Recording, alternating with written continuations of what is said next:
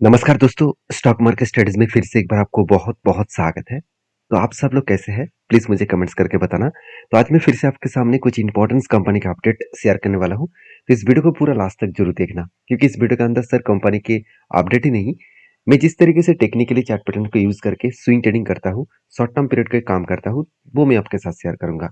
तो सबसे पहले मैं जिस कंपनी के बारे में चर्चा करूँ, उसका नाम है आईडीएफसी फर्स्ट बैंक। देखिए आईडीएफसी फर्स्ट बैंक बेसिकली देखा है तो एक छोटे बैंक होने के नाते भी इस कंपनी अच्छा खासा एक रिप्रेजेंट खुद को कर चुके हैं, क्योंकि अगर मैं इस सेक्टर के पूरा का पूरा कंपनीज के बारे में चर्चा करूं, ध्यान से एक चीज़ों को देखना कि कंपनीज के ऊपर मार्केट कैप के हिसाब से कंपनी 54,000 करोड़ के आसपास इसका मार्केट कैप है। और देखिए कंपनी आज तक डिविडेंड नहीं दिया, कोई बात नहीं, चलो कंपनी का पी रेशियो देखिए 18 के आसपास है। इसका मतलब कंपनी के जो पी रेशियो है उतना हाई नहीं है, पी रेशियो ठीक ठाक लेवल में है, अंडर वैल्यूड है। और बेसिकली कंपनीज के ऊपर जो कर्जा है वो कितना है, सबसे पहले वो कर्जे को मैं आपके साथ शेयर करूंगा। देखिए सबसे ज्यादा कर्जा लेकर रखा है कंपनी 7.80 के आसपास। मतलब प्राइवेट सेक्टर में जितने सारे प्लेयर्स है उनमें से एक अच्छा खासा कर्जा इस कंपनी में लेकर रखा है। अभी कोई भी बैंक अगर कर्जा ज्यादा ले रहा है तो उसके साथ साथ उसका प्रॉफिटेबिलिटी ग्रोथ भी होना चाहिए। क्या प्रॉफिट का ग्रोथ हो रहा है? चलो वो सबसे पहले दिखाता हूँ। देखिए इस बार भी कंपनी का क्वार्टरली रिजल्ट आ चुके हैं और इस बार कंपनी क्वार्टरली बहुत शानदार रेवेन्यू जनरेट किया। 6,400 करोड़ से 8,200 करोड़ तक कंपनी का रेवेन्यू जनरेट हुआ। उसी तरीके से अगर इंटरेस्ट के बारे में बात करूं तो इंटरेस्ट ज्यादा होगा क्योंकि कर्जा ज्यादा लिया। एक्सपेंस को कंपनी मिटाने के बाद कंपनी का नेट प्रॉफिट आप अगर देखेंगे तो कंपनी का नेट प्रॉफिट में कमियां देखने को मिला है। अभी क्वेश्चन ये है कि कंपनी इतना ज्यादा रेवेन्यू जनरेट करने के बाद कंपनी की इतना नेट प्रॉफिट कम क्यों हो गया? क्योंकि कंपनी का एक्सपेंस इस बार बहुत ज्यादा हो गया। क्योंकि आप खुद ही देख सकते हैं फाइनेंशियल जो प्रॉफिट है उनमें पिछली बार 300 करोड़ का लॉस था और इस बार कितना 600 करीबन 700 करोड़ के आसपास लॉस देखने को मिला। ऑलमोस्ट दुगना से भी ज्यादा। तो जिसके कारण कंपनी के ऊपर जो आधा से इनकम हुआ था, आधा से इनकम ज्यादा होने के बाद भी कंपनी के नेट प्रॉफिट में कुछ स्ट्रांगली ग्रोथ देखने को नहीं मिला। और शायद इसी कारण के वजह से शेयर में करेक्शन देखने को मिला है। देखिए मैं आपको हमेशा एक चीज बोल के आया हूँ कि हमेशा एक चीजों को ध्यान देना कि कोई भी रिजल्ट आने से पहले शेयर में अगर करेक्शन हो रहा है, मतलब गिरावट का माहौल है, तो सोचना रिजल्ट खराब आएगा। और अगर रिजल्ट आने से पहले ही शेयर में भागना स्टार्ट हो चुके हैं तो सोचना रिजल्ट अच्छा आने का चांसेस ज्यादा है। क्योंकि ये एक खेल है। एक खेल मतलब इस तरीके से स्ट्रेटजीज को बहुत सारे बड़े बड़े इंस्टीट्यूशन यूज करते हैं कि उस देखिए हम लोग खुद रिसर्च करते हैं उसके बाद काम करते हैं। अगर बड़े बड़े इंस्टीट्यूशन जो म्यूचुअल फंड हब हो गया, जैसे फॉरेन इन्वेस्टर हो गया, तो उनकी बहुत बड़ा टीम होते हैं। उस टीम के माध्यम से उसको पहले से पता चल जाता है कि हाँ कौन सा कंपनी कितना किस बेसिस में रिजल्ट पब्लिश करने जा रहा है, किस बेसिस में काम कर रहा है। तो उसके एक अंदाजा लग जाता है, उससे पहले ही वो खरीदारी कर लेते हैं। तो रिजल्ट आने के बाद ही वो उसमें एग्जिट हो जाते हैं। तो कहने का मतलब है कि आप सारी चीजों को समझ कर सीख कर काम करिएगा। जैसे कंपनी के ऊपर जो पैटर्न क्रिएट हुआ था जिसके बेसिस में मैंने एंट्री लिया, एक एक क्या बना, कब बना, उसके बाद एक हैंडल पैटर्न क्रिएट हुआ। तो काफी हैंडल पैटर्न क्रिएट होने के बाद फाइनली जब ब्रेकआउट हुआ तब मैंने एंट्री लिया और एक शानदार तरीके से रेंज जर्नी होने के बाद धीरे धीरे करके वो क्या क्या वापस आ रहा है। अभी देखिए जो नीचे आने का चांसेस है वो कहाँ तक आने का चांसेस है। अगर मैं नीचे साइड के बारे में बात करूँ तो कंपनी का जो एंट्री लेवल था 69 रुपीज, इस लेवल तक आने का चांसेस है। अगर इस लेवल को टच करे तो यहाँ पे क्या बनेगा, एंट्री। और यहाँ से अगर ऊपर जाए तो क्या क्या बनेगा, टारगेट। तो कहाँ तक मेरा टारगेट है? मेरा टारगेट है 120 रुपीज। तो मैं एंट्री तो यहाँ पे ले चुका हूँ और मेरा टारगेट 120 रुपीज है। तो 120 रुपीज मतलब कोई छोटा मोटा टारगेट नहीं है, अराउंड 74% के आसपास है। अगर ये टारगेट मुझे 2 साल में मिले तो भी कोई फर्क नहीं पड़ेगा। और मुझे नहीं लग रहा कि अपकमिंग रिजल्ट पब्लिश होने के बाद, इलेक्शन रिजल्ट पब्लिश होने के बाद बैंकिंग सेक्टर इतने झुक कर चलेंगे। बैंकिंग सेक्टर में एक बूस्ट आने वाला है अगर रिजल्ट अच्छा खासा हुआ तो देखिए सारी चीज़ों को समझते हुए मैं एक ही बात कहूँगा कि मैं इसके ऊपर बुलिश हूँ। आपके क्या ओपिनियन है जरूर मुझे कमेंट्स करना। तो नेक्स्ट जो कंपनी उसका नाम है रोसारी बायोटेक। देखिए रोसारी बायोटेक को बस सबसे पहले मैं टेक्निकली चार्ट पैटर्न आपके साथ शेयर करूंगा। देखिए बेसिकली टेक्निकली चार्ट पैटर्न के हिसाब से मुझे दो तरीके से यहाँ पे ट्रेड मिलने का चांसेस है। पहली ट्रेड कहाँ पे मिलेगा, देखिए एक रेंज यहाँ पे क्रिएट हुआ। वो रेंज क्या है, देखिए कंटिन्यूअसली यहाँ से अगर स्टार्टिंग करें तो एक बाइंग रेंज यहाँ पे देखने को मिला। एक बाइंग रेंज यहाँ पे देखने को मिला और मैं थोड़ा सा आपको यहाँ पे जूम कर देता हूँ और भी आपको क्लियर हो जाएगा। हाँ अभी देखिए यहाँ पे क्या हुआ, यहाँ से एक बाइंग रेंज क्रिएट हुआ और कंटिन्यूअसली 1 2 3 4 5 5 ग्रीन कैंडल बने और इस 5 ग्रीन कैंडल का टोटल जो लेंथ बना करीबन करीबन 728% के आसपास। और मैं हमेशा ये देखता हूँ कि कोई भी अगर कंटिन्यूसली ग्रीन कैंडल बने, मैं थोड़ा सा जूम कर देता हूँ, अभी आपको समझ में आसानी होगा। तो देखिए कंटिन्यूसली जब ग्रीन कैंडल बने तो उस रेंज को मार्किंग करना, आपको ये देखना है कि वो कैंडल 20% के ऊपर है कि नहीं है, टोटल रेंज जो है वो 20% के ऊपर है कि नहीं है। अगर 20% के ऊपर है तो दूसरी बात आपको याद रखना है कि 200 डेज मूविंग एवरेज के अगर नीचे कुछ एंटी लेवल बने तो पॉसिबिलिटी ज़्यादा है जब भी इस नीचे लेवल को मार्केट फिर से आकर टच करेंगे तब एंटी बनेगा और इस हाई लेवल तक इसका टारगेट बनेगा। इसका मतलब पहले आपको इस तरीके से स्ट्रैटेजीज ढूंढना है और वो भी 200 डेज मूविंग एवरेज के नीचे ढूंढना है। अगर नीचे बने तो पॉसिबिलिटी तब होगा कि जब नीचे आएंगे इस लेवल को टच करेंगे तब एंटी बनेगा और इस हाई लेवल तक टारगेट बनेगा। तो क्या नीचे आए? बिल्कुल नहीं आया। अभी तक तो नीचे नहीं आया, तो कंपनी बहुत दिनों तक कंपनी ऊपर काम कर रहे थे, अभी धीरे धीरे करके नीचे आने का कोशिश कर रहा है। अगर नीचे तक आए तो एक अच्छा खासा ट्रेड मुझे मिल सकता है। अभी एक एक दोस्तों ने मुझे कमेंट्स किया, सर इस तरीके से बाइंग कैंडल्स में पॉसिबिलिटी क्या होता है कि हाँ यहाँ पे टच करने के बाद ही ऊपर जाएगा, इसका कोई गारंटी है? देखिए पहली बात, मार्केट में तो कोई गारंटी होता नहीं है।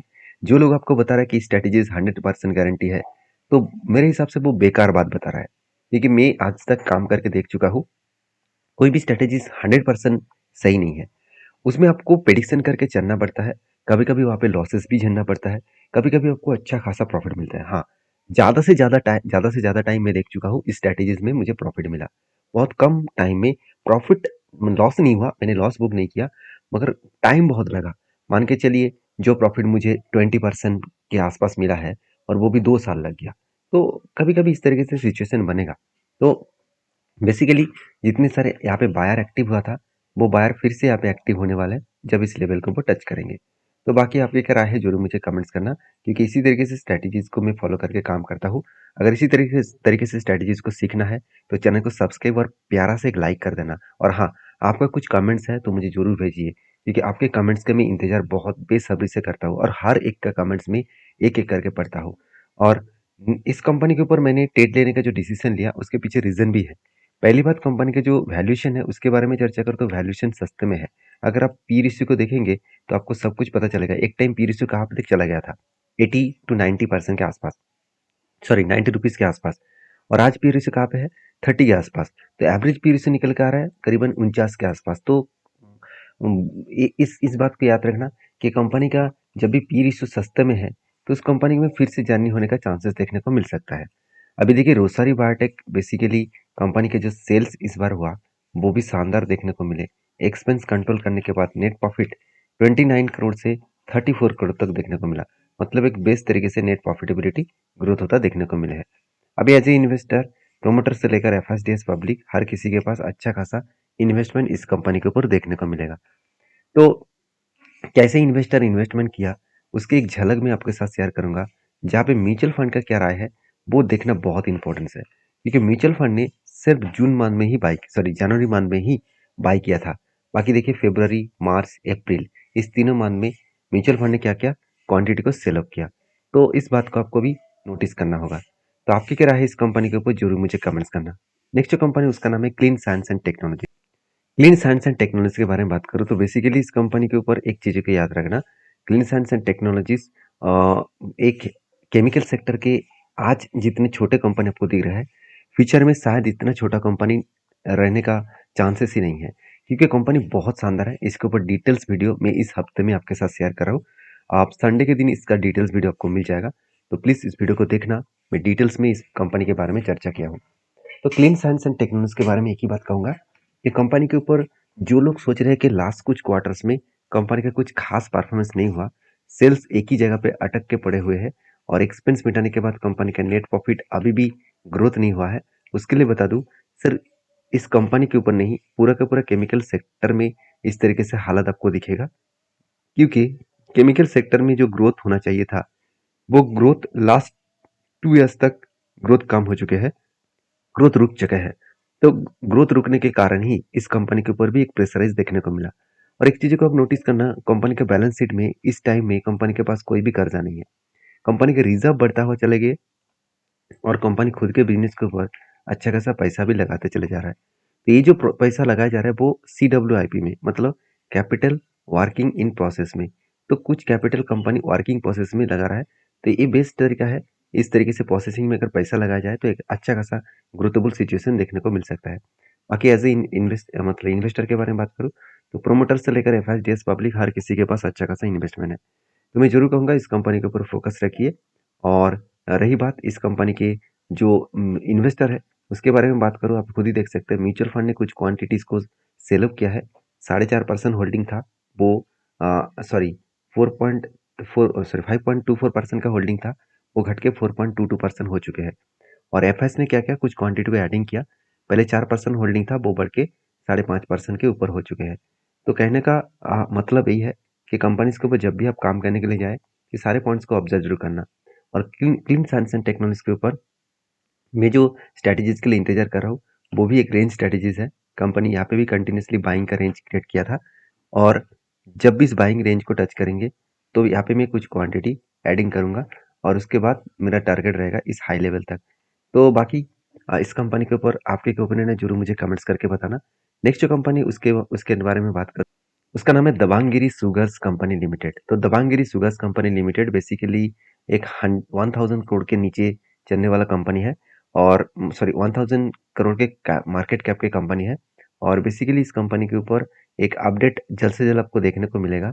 कंपनी यहाँ पे बता, इसका जो फेस वैल्यू है 10 रुपया, उस 10 रुपया को आपको 1 रुपया में कन्वर्ट होता देखने को मिलेगा। तो उसके लिए बता दूं कि जो लोग सोच रहे हैं कि एक के बदले मुझे 10 शेयर मिलेगा, उसका शेयर प्राइस भी 10 रुपया हो जाएगा। तो सोच समझ कर स्टडी करके काम करना, इसके ऊपर मेरा कोई हिस्सेदारी नहीं है।